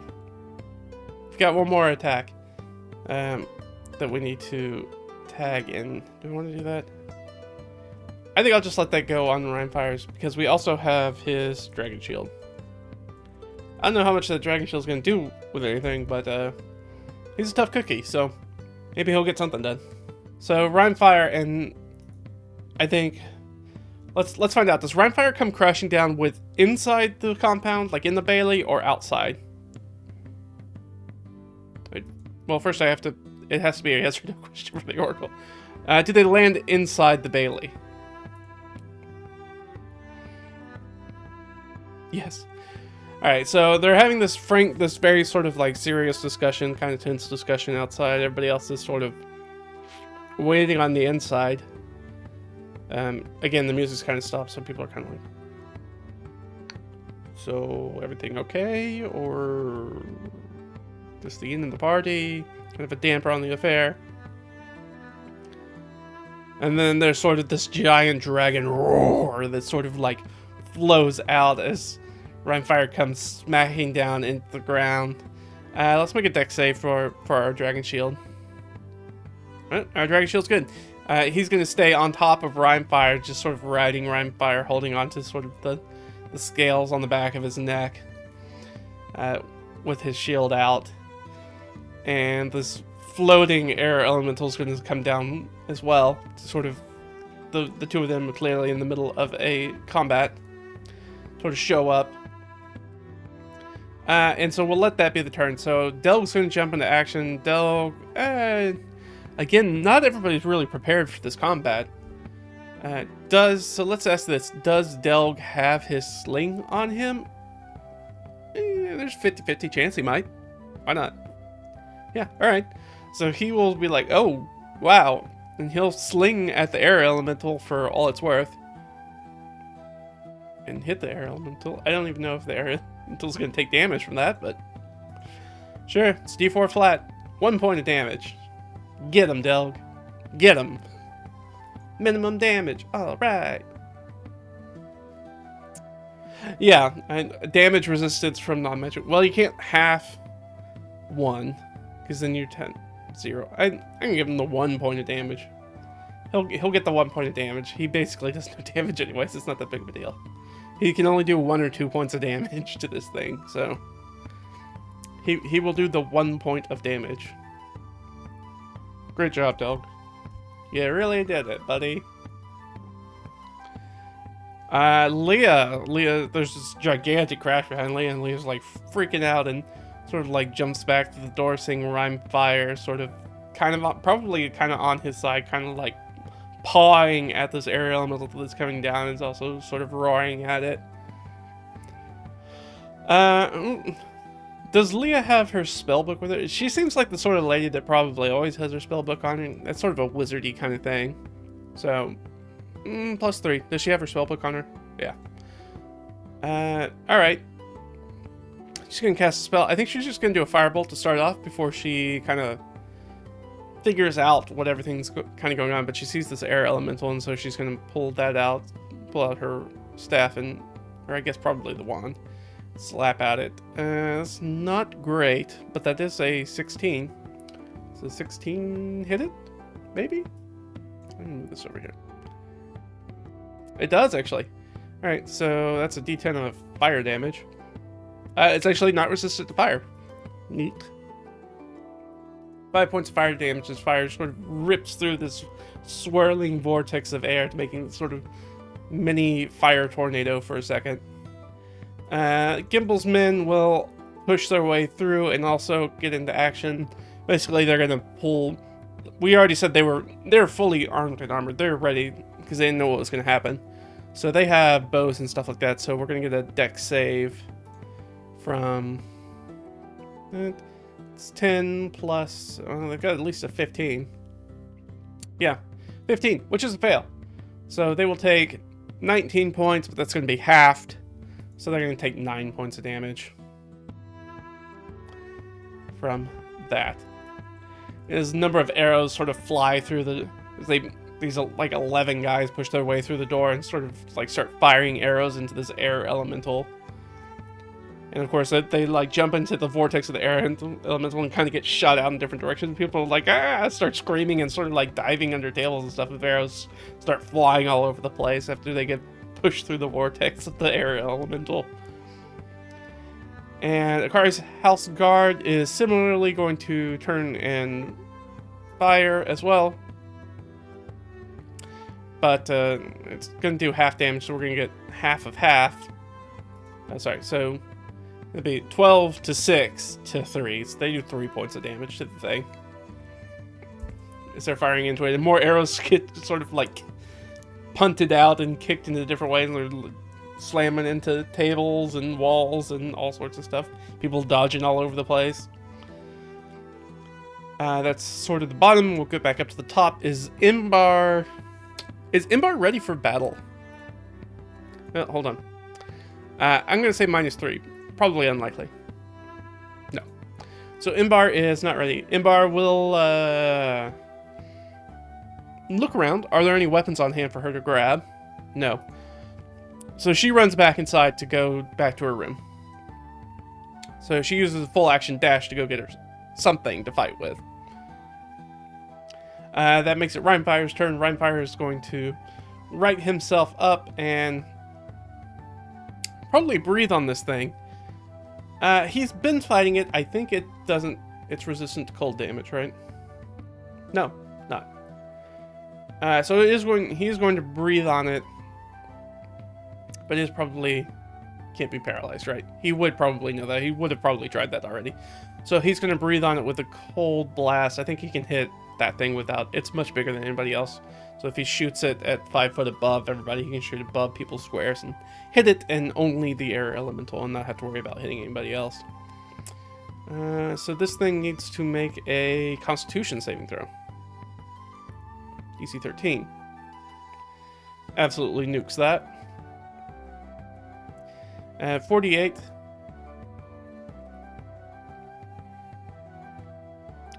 So they're going to take half of that, so they're going to take 9 points of cold damage.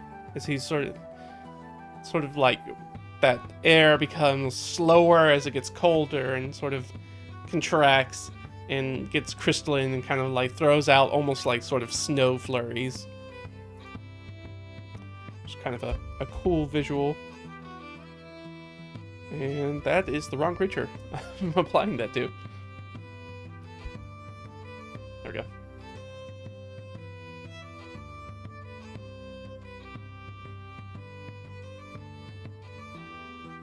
Oh, I screwed that up. Sorry, that should have been Ott, who's going before Imbar.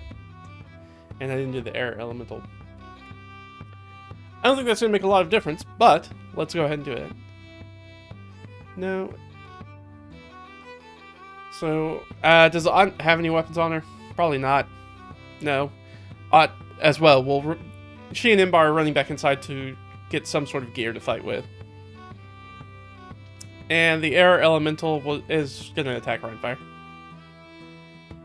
And probably going to hit. Yeah, almost definitely on the die, right? Yeah. Now it's going to make 2 slam attacks. And hit with both of them. 48 plus 10. It's not good. So 18 points of damage to Rhinefire as this thing just slams into it, buffets it with this, almost feels like a solid wall. That's how much air pressure it is. Yeah, so that'd be 27, right? 27. And now we'll hop back in. But we do have that Dragon Shield that is sort of riding Rhinefire. Yeah, so here's a cool thing. So I think that we see... I'm not sure what the... I'm going to assume that the Dragon Shield was normally red, because that's always how I feel like kobolds look. But I think as it sort of has started to serve Rhinefire, we see that like that color is fading out of its scales, like from the top down. And it's being replaced with that sort of whitish silver as it's now like changing to be more resistant in service to the dragon it is. Gonna have advantage because he has an ally next to it. It's don't have to worry about sunlight sensitivity, but will make 2 spear attacks. Grabs its spear. That one's gonna hit, and the second one. Oh, actually, neither of those are gonna hit, right? Because I have an 18 AC. Oh no, it has 15. Yeah, gonna hit with both those spears. Never mind. Thinking about a different creature. And they do... What damage? They do 1d6. Yeah, only using it one hand because it's got a shield. Plus 2. So 8 points of damage. But that's going to be halved. So 4 points of damage. Not a great encounter for those marshals that don't have magic weapons. Which, as far as I know, is all our marshals. Alright, so that's Rhinefire, that's the Dragon Shield. It's Delg again. Delg will sling. And miss. Leah's turn. Ooh, Leah, what are you gonna do? we've got probably... Our Wand of Magic Missile hasn't recharged, so I don't want to use that last charge in it. We've used quite a few spells today, because we're still on the same day as we had the Ogre fight and all the other stuff. So nothing's updated since then. She has to touch a weapon to make it magic weapon, so maybe if somebody shows up, she'll do that. She only has 1 second level slot left, though. Yeah, so I think we'll just use one of her normal slots, one of her first levels, and she'll cast Magic Missile at this thing. For 10 points of force damage. So boom, as it buffets into this thing, sort of impacts into it. Gimbal's Min, so deck saves. Failure. Akari's House Guard. Success. Alright, so 6, that would be 36 to 35, so 34. So 17 points of total damage to this thing. So that makes it 32. 32 hit points left. And when that thing comes up, which it is its turn, is it going to flee? I'm going to give it sort of advantage on its morale checks, because I don't think elementals flee very easily. But we rolled kind of high for an elemental, so we're trying to roll their charisma stat or under to see if they're going to run. And their charisma is a 6, so they're going to get out of here.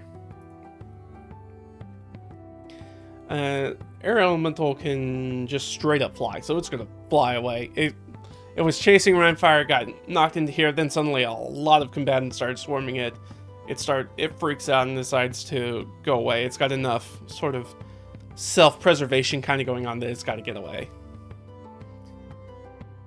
And so it's going to take off. Rhinefire's going to get an attack of opportunity, and the Dragon Shield are going to get an attack of opportunity. I don't think either one of them are going to kill it. Sorry. Well, Rhinefire's going to miss. Kobold's going to hit, but neither of that's certainly not going to be enough damage to kill it, so I'm not even going to worry about it. That thing flies off into the night sky.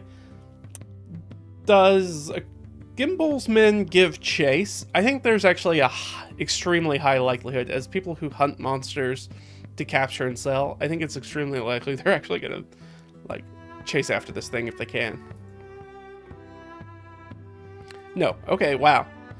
So that's how serious things are, basically. That even with the +5 to the roll, even though that is very tempting prey for them, that would probably earn them a lot of money if they were able to catch it. They either don't have the right gear to do that right now, which is probably true, but also Gimbal must have been very, very, let's say, persuasive about making sure that this gets done with Leah. That they achieved the thing that he sent them to do with Leah. But there's also Rhinefire. So are they going to press for Rhinefire? I think that's a 50-50 chance. Are they going to press for Rhinefire? Alright, so the Gimbal's Men are going to press for Rhinefire, which means things are going to get kind of weird here. I'm going to need to give these guys some hit points. It's 11 guys. How many hit points do guards have? Just a straight up guard. Alright, so they've got about 11 hit points, and whatever. So like 121 hit points between all of them. They are not going to chase the air elemental who's freaking out and leaving now. Alright, so let's ask, do Ott and Imbar show back up at this point? I don't think so. I'm -3. Actually, -5. Yeah, neither of them have shown up, so they'll probably show up next round. Rhinefire is here. Rhinefire and his Dragon Shield are both going to turn on Gimbal's Men, who... I mean, they're going to look aggressive, right? They look like they're coming after him. But the moment so they're going to basically set a ready to action for as soon... Well, is Rhinefire able to breathe? No. As soon as these guys turn on them, they're going to attack them. because they've moved into this Bailey. It's relatively small with the table set up and everything, like, so we're not dealing with a very large area. So if these guys move to attack, they're going to try to preempt it. If they make a hostile movement, then these two are ready to go and just pounce on them. Telg's actually going to find some cover. He is not prepared for this fight. What is Leah going to do? Leah's right next to these guys. If this immediately breaks out into a fight, she's in a very bad position. She doesn't want to move away because that might provoke them. Right? That might provoke an opportunity attack, and she doesn't want that for sure. I think I'm going to let her try to intimidate. I think she's going to try to intimidate it. Be like, you should leave. Right, time for you to leave. I will send a message to Gimbal when I'm ready.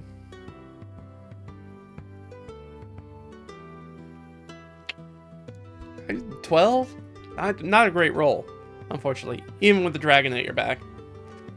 And like an entire flotilla of people, basically, at this point. Because you have Akari's house guard, too. So, I mean, it could work. It could still work. It doesn't work. Just barely. That's 14. So they fail. She fails. What are they gonna do? This is really weird. Really weird trying to use them this way. Yeah, they're just going to immediately... Rhymefire's their target. Right, so they're going to... Rhymefire needs to make a dexterity saving throw, but before he does that, he's going to actually attack. So he will attack them. They absolutely are ganging up on these guys. And will hit. And the Dragon Shield. Plus 3, 14. I don't think that probably hits. We'll use the DC as sort of their armor class. But Rhymefire will hit. And Rhymefire does some damage. Right, the guards have like a... Yeah, 16 AC.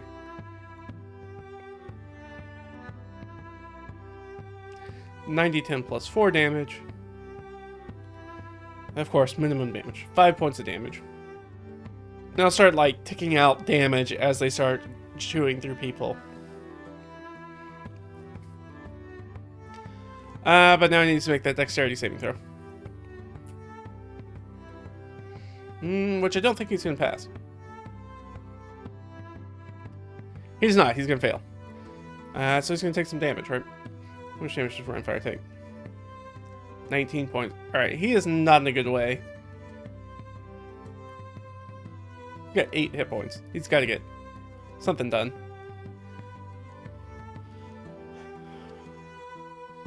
But now they've just perpetrated violence on Akari's household. So they, I guess, need to make a dexterity saving throw, I guess. They have disadvantage because they're a clump of dudes. Doesn't really matter. Even with a 10 on the die, they're going to beat that DC 7. I almost want to re-roll that DC for a different fight, because they're much more... Because we said that made sense because they were fighting a monster, so I'm actually going to re-roll their DC. Because now they're going to be fighting people. That would make their DC even lower. Never mind, we'll stick with the 7. That's fine. So, again, Akari's House Guard are... That's an office that's mainly for dealing with, like, drunk people or, like, mischievous youth. Like, they don't really do a lot of fighting. That's one of the reasons they brought in somebody like Leah to help deal with Gimbal in the first place. Deal with their camp, because that was threatening to all of Split Valley. So, yeah, it makes sense that they're not super great at what they do. That's tough. Alright, so I said Ott and Nimbar were going to show back up. I'm going to assume it's very clear, like, I know we're working in turn orders, but it's going to be very clear that they're fighting Gimbal's men now. So yeah, Ott's going to take some shots with their bow. That's definitely one hit. And which does +2, so 11 points of damage. So she just straight up murks the guy just right off, just shoots him through the throat. So that guy's gonna go down. So I'm gonna take some. I'm gonna take some points off. Let's take a D4 off. Oh, 4 points. Right. So they're gonna go down to only 15 points of damage per round. As she does that. Imbar also kind of shows up. She also has a longbow, so yeah, she'll make a fire. She only gets the one attack though. I believe that hits. That's an 8. Either a 17 or 18. It's definitely a 16, which is what we're trying to hit. So that plus 2. Oh, for another, and she kills another guy. So these two just like jump through the door of the sort of colonial style big palatial estate house, the big house, and just pop, and just shoot two guys dead in their tracks. And so we said we're going to reduce it by a D4, right? Oh, another 4. Wow. So they're starting to immediately think maybe a little bit better of their actions because, right, maybe the dragon's not really the thing. I think Rhymefire's got to disengage. So it's going to be a weird thing because of the way that works. So Rhymefire technically holds an action to disengage and fly off, while allowing the Dragon Shield to basically be able to attack.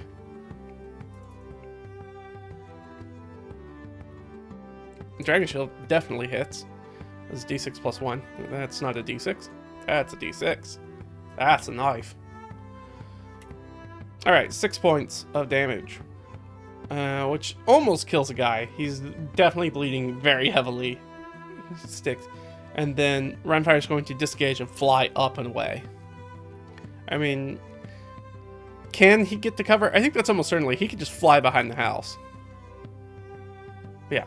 So he basically ups and overs the house to kind of put him out of range.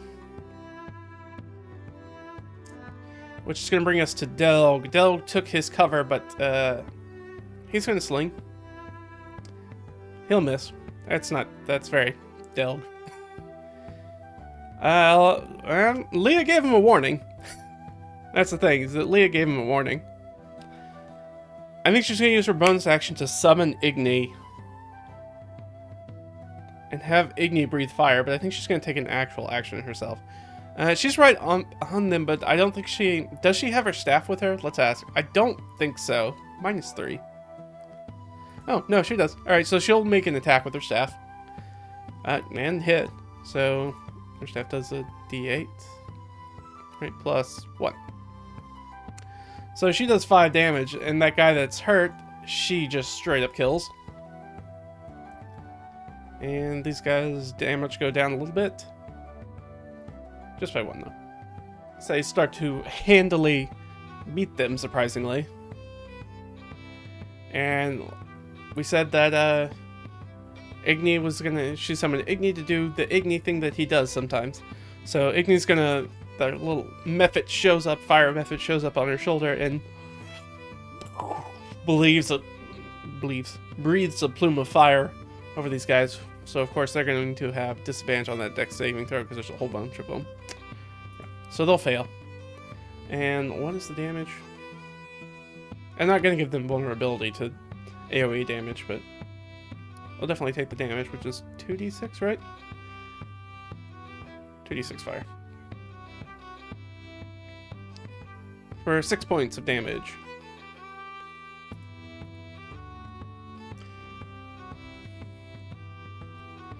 So there's another guy that is light on fire and will probably pass in this next round. But that's it. Leah's gonna be as defensive as she can. With their immediate target gone and now starting to take, you know, they've got 3 dead. I'm going to let them... They're going to make a morale check, but they're going to have advantage/disadvantage on this. Whoop. 6. Which will make it. So they're going to stay in the fight. But I guess they'll turn their attention to Leah, because Leah's right there. So she needs to make a dexterity saving throw.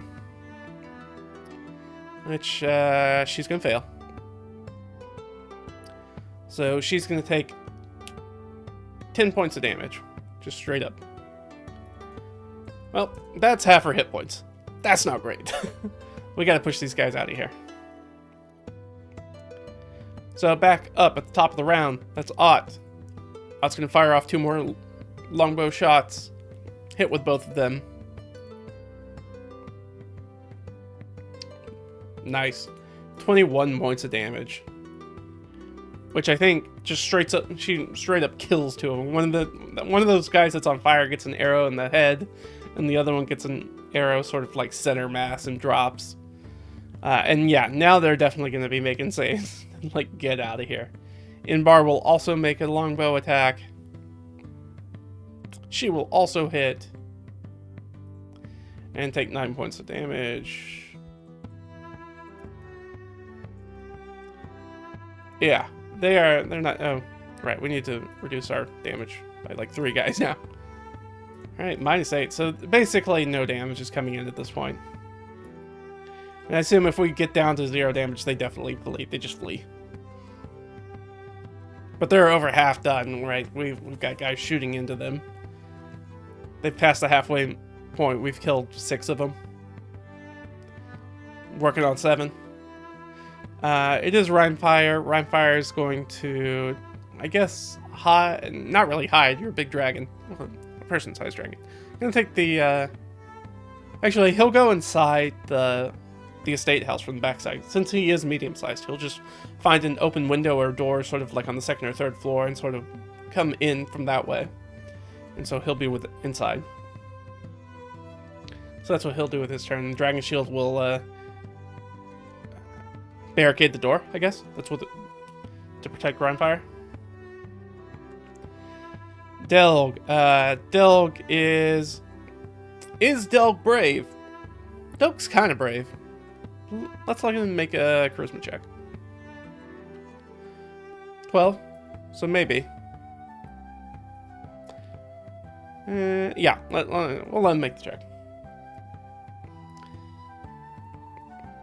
Exactly what he needs. So, seeing Leah injured, he hops over the table he's hiding behind and runs up and attempts to heal her. Does he have his healer's kit on him? That's going to make a big difference. Okay, he does. And we'll heal her for 1d6 plus some change. 2 plus 7. Alright, so Leah's going to get 9 hit points back, and she can't be healed by that again until she goes through her rest. Then he runs up and comes up behind Leah and sort of like starts bandaging her up and sort of staunching the bleeding real quick as much as he can. Because she's not in a good way. She's taking an arrow. So he's sort of like snapping off the arrow and pulling it through and trying to bandage her up real quick. It is her turn. Does Igni's thing recharge? No. Alright. There are technically dead bodies that are on fire. He can move that fire around. I don't know if we'll do that. Leah's just gonna firebolt somebody. Yeah, she'll miss. It's alright. Gimbals, man, are they gonna run?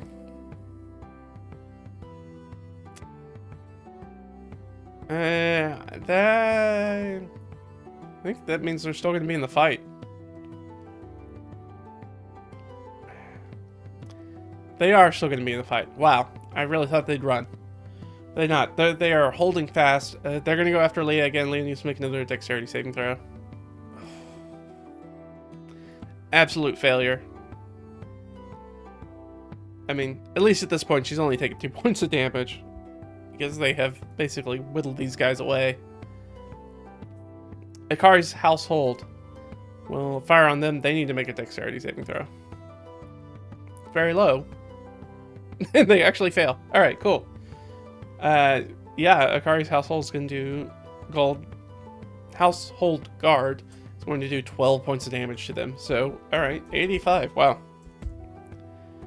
So they definitely take down another person. So they are not in a good way, but they are sort of like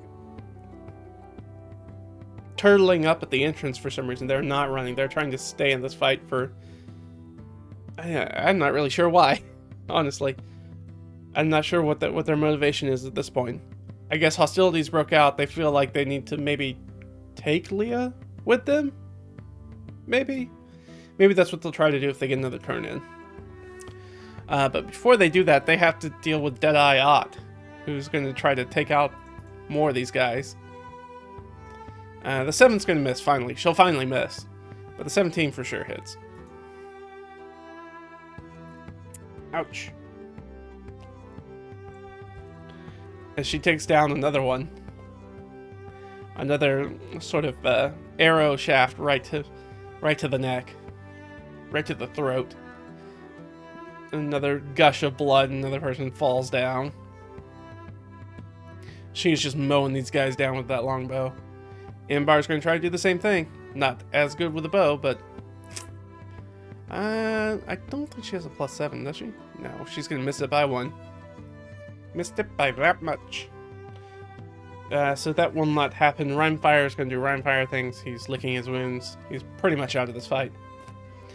Delg is... what is Delg going to do?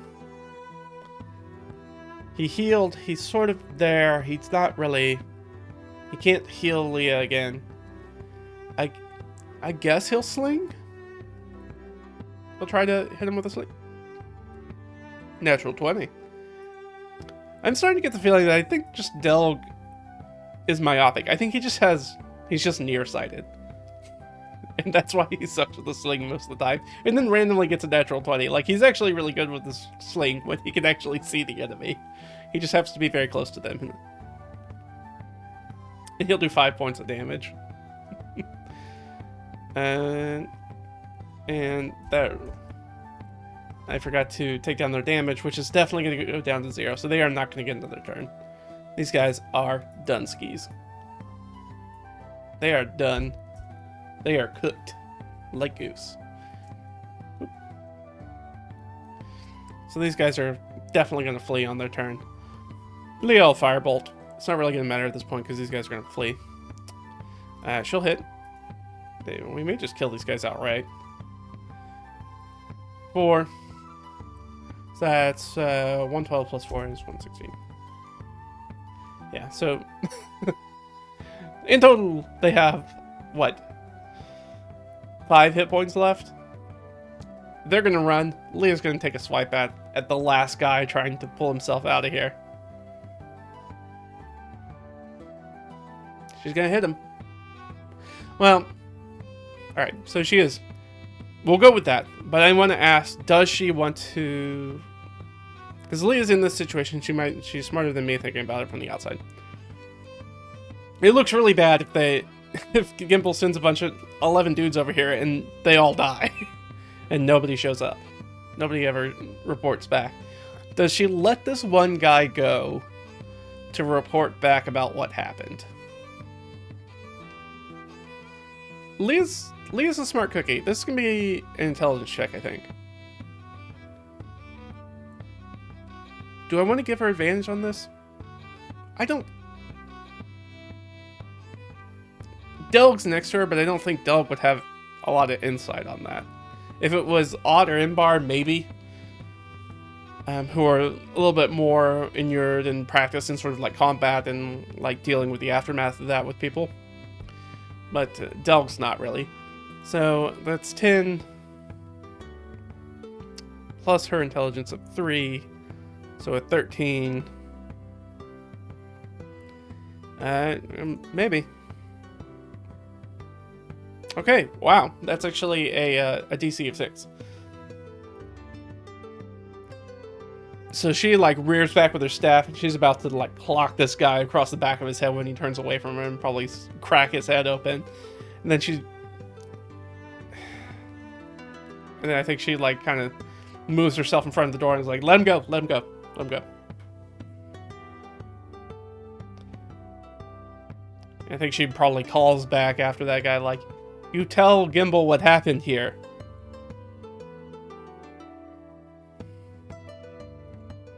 You tell him the truth of what happened here.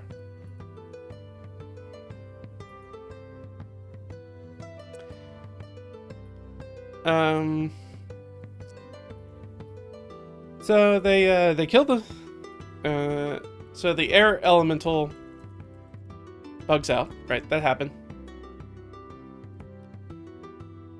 And turn on the Rhine fire. And Leah Akari's guard. So I'm gonna say Leah and Co. Plus Akari's like house guard. Cut down. I mean, most of this was Ott, right? Ott killed like half those guys. So that guy runs off into the darkness. We hear the splash of him running through the fields and then probably finding his boat wherever it is and paddling a slow journey back across the water by himself in the darkness towards the pinprick of light across the shore on the other side that is what remains of Gimble's camp. And I think Leah closes the door and turns back. And looks, everything's a mess now, right? People have hidden and run and fled back to their homes and left the bailey, climbed over the walls, right? Anything they could, ran inside the big house to sort of get cover. Rhinefire's in there as well with the dragon shield. So I think we kind of look at this, everything's in sort of disarray, like there's a crash table where probably Rhinefire landed during that fight. I think Akari kind of shows himself from the place he was primarily hiding, and I don't mean that to say that Akari was like a coward from the fight. I don't think that's the case. I think he was not prepared to fight, and that's why he has a house guard. So the house guard's fighting. And I think Leah kind of shuts the door and turns around and kind of surveying the scene is finally like makes eye contact with Akari. It's like, well, I think it's time we had that talk. And I think that's where we're going to end this session. Right, and so that's where we're going to pick up next time. For our next time. Is that we're definitely going to have Leah. So we'll have Leah to have the frank conversation about their needs from him. Right, because we kind of had that half conversation. So she said she wanted to do it because she wanted to see if Rhinefire was going to arrive. Rhinefire did arrive. Unfortunately, they know Gimbal and his men know Rhinefire's there now, which is not ideal, right? That's not necessarily what we want, but it is what it is. We also have like 10 dead corpses down here we need to pick up and deal with, not to mention maybe any sort of like collateral damage that we had along the way. But I think we'll save that frank conversation and the plan making for next time. We're going to have to send some sort of like missive back to... let me just go ahead and write these down. We need a frank conversation with Akari about the needs from him. We need to send some missive back to Gimbal. Probably in the morning. And we got to make a plan of action. Like, we gotta figure out what we're gonna do with Rhinefire. Like, this is... If we keep him at Akari's location, Gimbal's probably gonna show up with some more men. We're not really sure how many men Gimbal has at this point. We just killed like a dozen of them. But we do know from our previous adventure with Gimbal that Gimbal's got like a few dozen men. But some of that's probably split off. Certainly we culled a pretty significant amount of them. And between the house guard and them, if they decide to try to storm the estate, it's going to be probably a really bloody battle, which is something that might happen. Like, we can't say that it won't. But I think we've evened the odds enough in this unexpected fight that that's probably less likely than it was before.